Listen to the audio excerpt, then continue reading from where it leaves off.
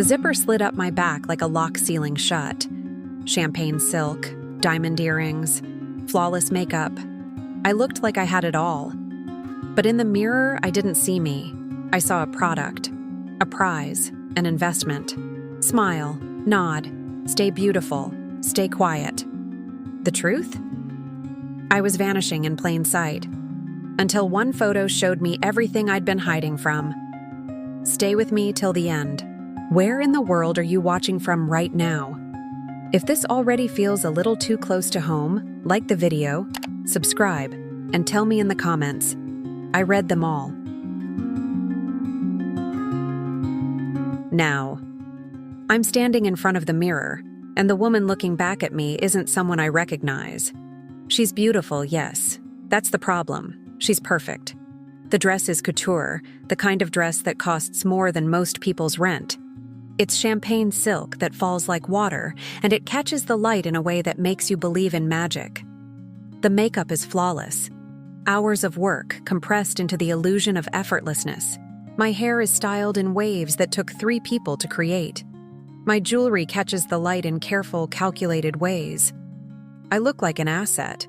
I look like I belong in a museum, behind glass, with a placard explaining my provenance.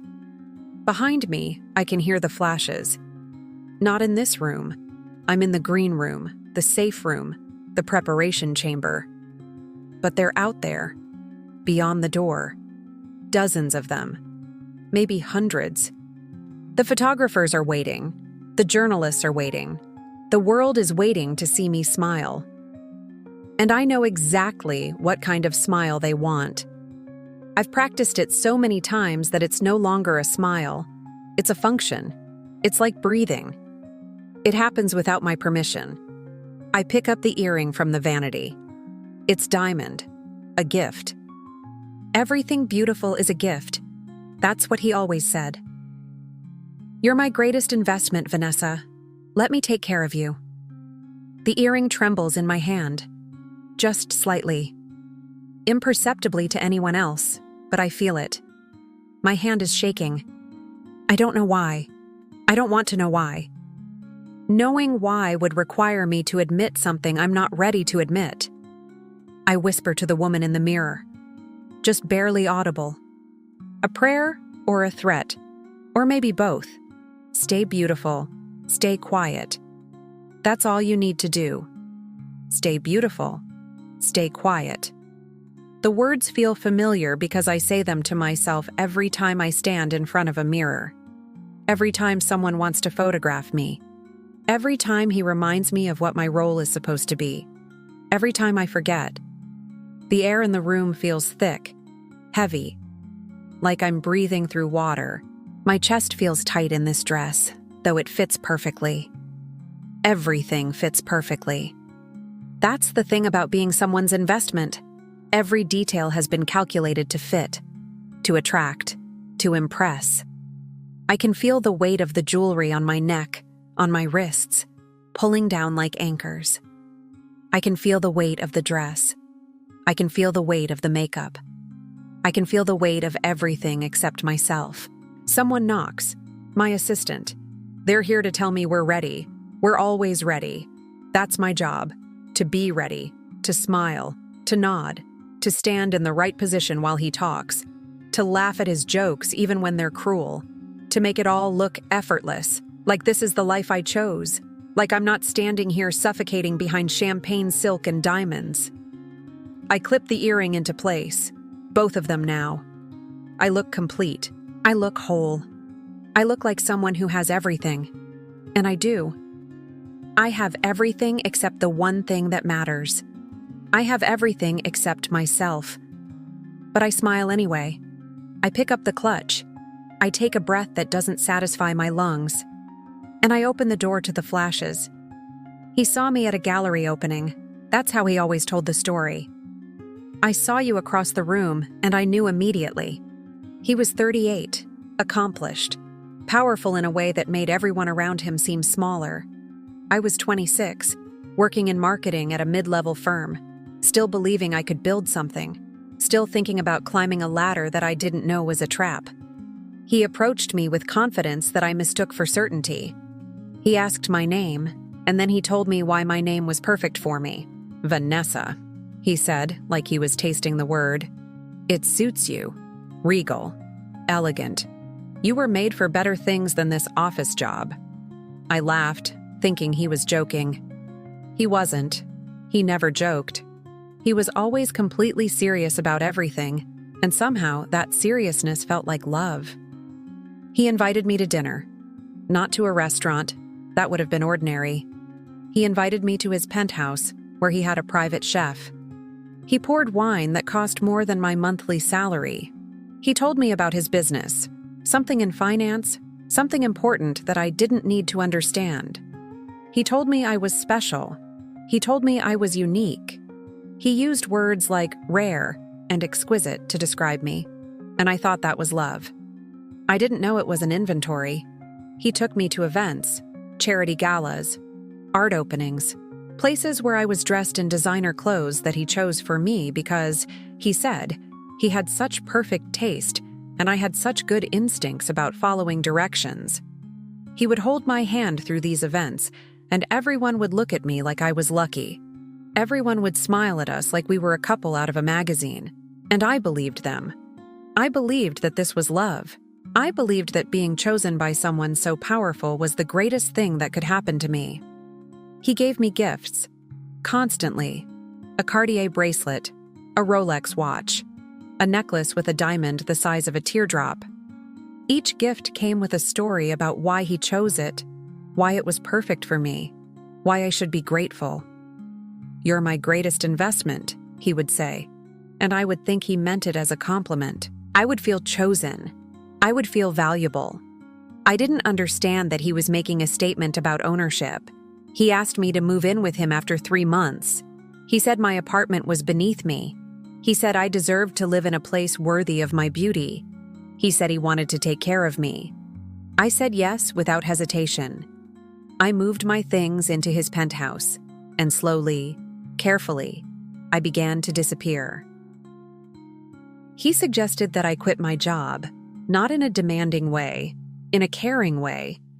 He said that working in marketing was exhausting me, that it was keeping me from being my best self, that he made enough money for both of us. And why should I waste my potential on a job that didn't appreciate me? He said I could focus on being present, on being beautiful, on being the perfect partner for events and functions. He said my real job was to be his companion. He said I was too valuable for anything else. I believed him. Every word. I walked away from my career, from my independence, from the person I had been before him. I packed up my office and I handed in my resignation, and I told myself it was a sacrifice I was making for love. I didn't realize it was a sacrifice he had been orchestrating from the moment he saw me across that gallery. He proposed 6 months later. The ring was enormous, the kind of ring that makes a statement, the kind of ring that announces to the world that I belong to someone. I said yes.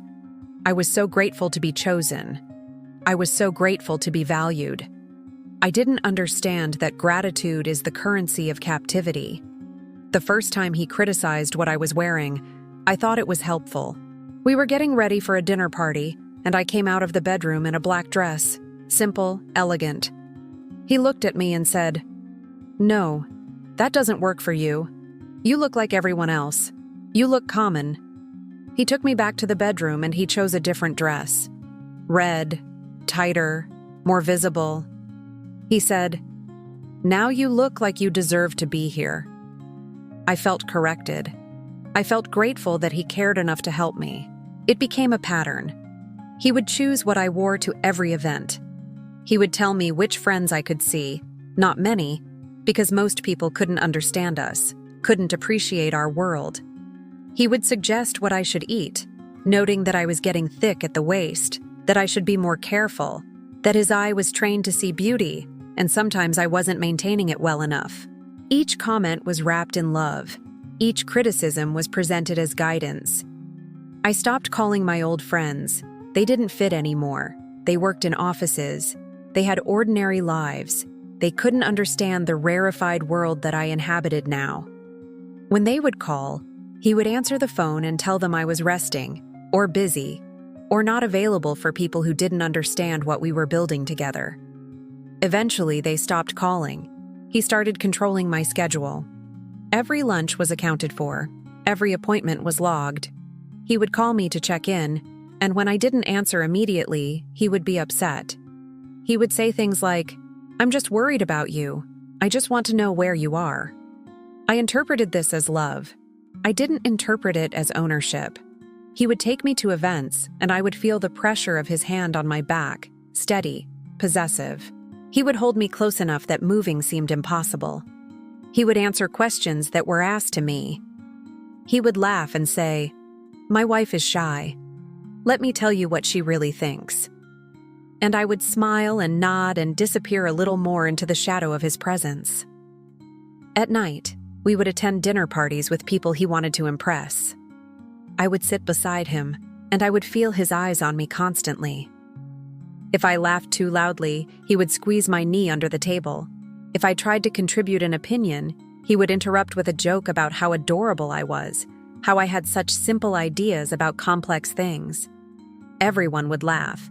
I would smile. Inside, I was suffocating. He made me keep my phone password where he could see it. He said it was because he wanted to protect me, because there were dangerous people online, because he needed to keep me safe.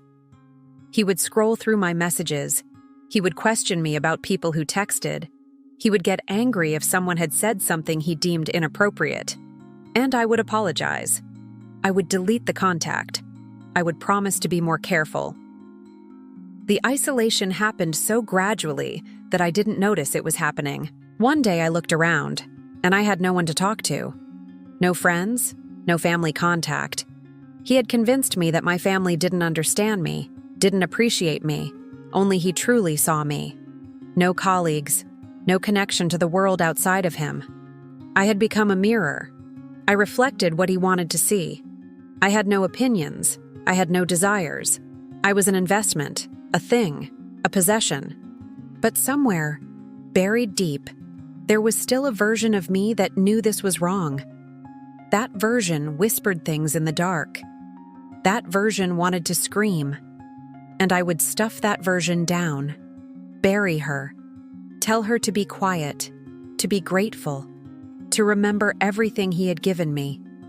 That version of me was waiting for something, waiting for a sign, waiting for a moment when the illusion would crack enough that I couldn't glue it back together. That moment came on an ordinary evening from the most unexpected place. A photographer showed me a candid shot, just one image, but it was the image that broke everything. It was a charity gala, one of dozens that I attended each year. A photographer, freelance, not part of the official team, caught me in the background of a shot. He was photographing my husband giving a speech about his charitable foundation. But in the background, there I was, standing next to him, smiling, but not smiling, present, but absent. The photographer approached me after the event. He seemed nervous, like he wasn't sure if he should show me. He scrolled through his camera and pulled up the image. He said, "I thought you might want this one. It's candid, more real than the posed shots." I looked at the photograph, and I felt something shift inside of me. Something break. Something that I had been holding together fractured. In the image, I was beautiful, yes. The dress was perfect. The makeup was flawless. But my eyes were empty. They were looking at something far away, at something unreachable. There was a distance in that gaze that I recognized instantly. It was the distance of someone who wasn't actually there. It was the distance of someone who had learned to observe herself from outside her own body. I was in that photograph, but I wasn't inhabiting myself. I tried to laugh it off. I told the photographer it was a terrible angle. I told him I looked tired. I made excuses because that's what you do when you're confronted with the truth. You run from it. But he just smiled sadly and said, "No, I think you look honest in this one." And then he walked away, leaving me holding his camera, holding the proof of something I had been trying very hard not to see. That night, I couldn't stop looking at the image. I transferred it to my phone when my husband wasn't watching, though I was also terrified of what he would say if he saw me doing something secretly. The photograph was just a few inches of screen, but it felt like looking through a portal to another dimension. A dimension where I could see myself as I actually was. Not as he described me, not as the world saw me, but as I experienced myself. Empty, hollow, present but invisible. I looked at my reflection in the bathroom mirror that night, and for the first time, I tried to see what the photographer had captured. I tried to see myself. I didn't recognize her. This woman in the mirror was someone I didn't know. She had my face, my body, my hair, my perfect makeup, but she didn't have me. Somewhere along the way, I had vacated my own body, and I was just now noticing the vacancy. I thought about all the events, all the photographs, all the times I had stood beside him, smiling, beautiful, invisible. How many images existed of me that didn't contain me? How many people had looked at pictures of me and thought I was happy, when really, I was absent? How many times had I disappeared in plain sight? I closed my eyes and I tried to remember the last time I had felt real, the last time I had inhabited my own body completely, the last time I had made a decision that was entirely my own. I couldn't remember. The memory was too far away. It was like trying to remember a dream after you've woken up. You know it happened, but the details slip away the harder you grasp for them. The next morning, he asked me why I seemed quiet. He said I was being distant. He said that if something was wrong, I should tell him, because he was the only one who could help me. I said nothing was wrong. I said I was just tired. He accepted this explanation because I had become very good at giving him explanations he would accept. But inside, something was shifting. Something was waking up. The hollow version of me was starting to remember that there had been someone else inside this body once. Someone real. Someone whole. I kept the photograph on my phone. I looked at it when he wasn't watching. I stared at that empty gaze, and I asked myself questions I had been avoiding for years. Who am I? What do I want? What would happen if I said no? What would happen if I left? The questions terrified me, but they also thrilled me. Because for the first time in a very long time, I was asking questions that were entirely my own. I woke before dawn on a Tuesday. This was unusual. I normally slept until he woke me, or until he texted from the office to say he was going to be late, or until the day simply happened to me without my initiation. But this morning, I woke at 4:30. The room was dark. The city was quiet. And I was alone in my own consciousness for the first time in years. I lay in bed and I listened to him breathe. I listened to the sound of his sleep, and I realized that in that sleep, he couldn't control me. In that sleep, he couldn't tell me what to think or what to wear or who to be. In that sleep, I was free. And the thought of freedom was so overwhelming that I had to get out of bed, had to move, had to do something with this feeling before it consumed me. I went to the bathroom and I looked at myself in the mirror without the makeup, without the styling, without the performance. I saw a woman I almost recognized. I saw traces of someone I used to know, but then I thought about the photograph. The girl in the background, the hollow eyes, the distance. And I turned the handle. I opened the door. The hallway was empty. The elevator was waiting. I walked toward it like I was moving through water, like every step was an act of defiance against everything I had been taught to believe about myself. I didn't leave a note. I didn't leave an explanation. I didn't leave anything that would require him to understand or accept my departure. I simply left. I stepped into the elevator and I pressed the button for the lobby, and I watched the numbers descend. With each floor, I felt lighter. Not happy, not yet, but lighter. like I was setting down weight that I had been carrying for so long that I had forgotten it was there. The lobby was empty except for the doorman. He looked surprised to see me. I never left the building alone. I never left without being escorted or explained. I was always accounted for. But this morning, I walked past him and out into the street, and I didn't tell him where I was going. Because I didn't know. Because for the first time in years, I didn't have to know. I could just move, just walk, just exist in a direction of my own choosing. The sun was rising. The city was waking up. And I was disappearing into it. A small woman in old jeans and a sweater, carrying nothing but a few possessions and the terrifying freedom of not knowing what comes next. I found a small house by the sea 3 weeks after I left. It's not beautiful in the way that his penthouse was beautiful. It doesn't have marble floors or floor-to-ceiling windows overlooking the city. It has creaky wooden floors and windows that rattle when the wind blows hard. The paint is peeling in places. The kitchen is small and outdated. But it's mine. It took me 2 weeks to understand what that meant. 2 weeks of sitting on the porch, staring at the ocean, just letting the word settle into my bones. Mine. This place is mine. The first morning I woke up here, I didn't know what to do with myself. There was no schedule, no one to report to, no one to dress for. The silence was deafening. I walked through the rooms not knowing how to inhabit them. I made coffee using a coffee maker I bought myself. I sat at a kitchen table that I chose. These are small things. These are ordinary things. But they felt revolutionary. My neighbor came by on the second day. She was a woman about my age, maybe older, with sun-damaged skin and kind eyes. She brought me soup and asked my name. I told her. Just my name. No last name. No explanation. No apology. Just Vanessa. And she said, "Nice to meet you, Vanessa." Like that was enough. Like I was complete with just that one word. She didn't ask where I came from. She didn't ask why I was here. She just accepted that I was here. And that was the beginning of something I didn't have a name for yet. I started walking on the beach every morning. I would put on clothes that were comfortable instead of beautiful. I stopped wearing makeup. I let my hair dry naturally instead of blow-drying it into waves.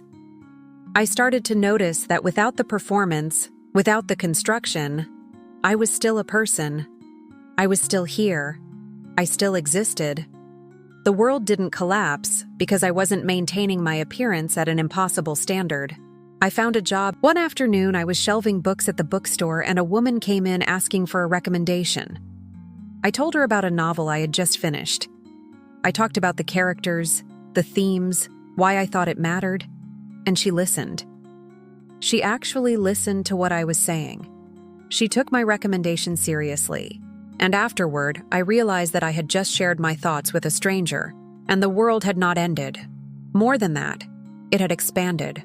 The conversation had created something real, something mine, something that had nothing to do with being looked at or admired or invested in.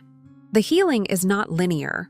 Some days I wake up and I still feel the weight of his hand on my back. Some days I put on a beautiful dress and I panic because beauty feels like a trap. Some days I hear a song that reminds me of an event we attended, and I feel sick. But these moments are getting farther apart. The distance between them is growing. And in that growing distance, I am learning who I am. I am learning that I like the ocean.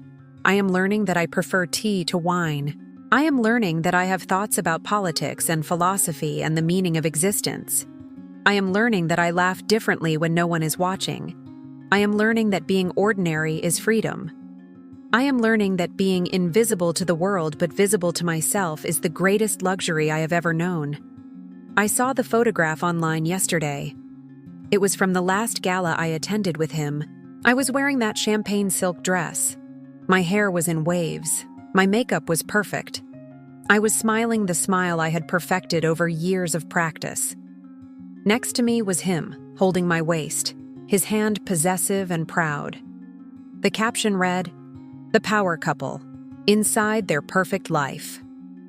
I looked at that photograph and I recognized the woman in it, but I didn't recognize myself in her. That woman was beautiful. She was elegant. She had everything. She was everything a certain version of success was supposed to look like. And she was completely, utterly absent. I thought about all the women who would see that photograph and think they wanted her life. All the women who would look at her and think she was lucky. All the women who would imagine what it must feel like to be that beautiful, that chosen, that invested in. I understood that desire. I had been that woman. I had believed the same things. I had thought that being chosen by someone powerful was the same as being valuable. I had confused being looked at with being seen. I had mistaken captivity for care. But then I smiled, not the practiced smile, the real smile, a small, quiet smile at the edge of the sea. They say I had it all. They're right. I had it all. I had the house. I had the clothes. I had the jewelry. I had the security. I had the status. I had everything that success was supposed to look like. I had everything except the one thing that mattered. I had everything except myself. And then I chose myself. I chose to walk away from perfect. I chose to walk away from beautiful. I chose to walk away from valuable. And in walking away from all of those things, I found the only thing that was actually mine to choose, my own life. I don't have the perfect life anymore. I have a small house with creaky floors. I have a simple job. I have friends who see me as Vanessa, not as Mrs. Anything. I have days where I don't wear makeup. I have moments where I'm bored. I have a life that's ordinary in every measurable way, and it's the most real thing I have ever had. Sometimes I wonder what would have happened if I had never seen that photograph. If I had never seen that empty-eyed woman in the background, smiling, absent. Would I still be there? Would I still be his greatest investment? Would I still be disappearing in plain sight? I don't know. But I'm grateful for that photographer. I'm grateful that he saw me when I couldn't see myself. I'm grateful that he showed me the truth, even though I wasn't ready for it. Here's what I know now. Perfection is a cage. Beauty is currency, and currency can be taken from you. Being invested in is not the same as being loved. And the most revolutionary act a woman can commit is to simply stop performing, to stop trying to be what someone else needs her to be, to stop believing that her value is determined by how much money someone else has spent on her. You might be asking yourself if you know someone like me, someone who looks like she has it all, someone who smiles in photographs but seems distant, someone who has everything except herself. If you do, share this with her. Not to convince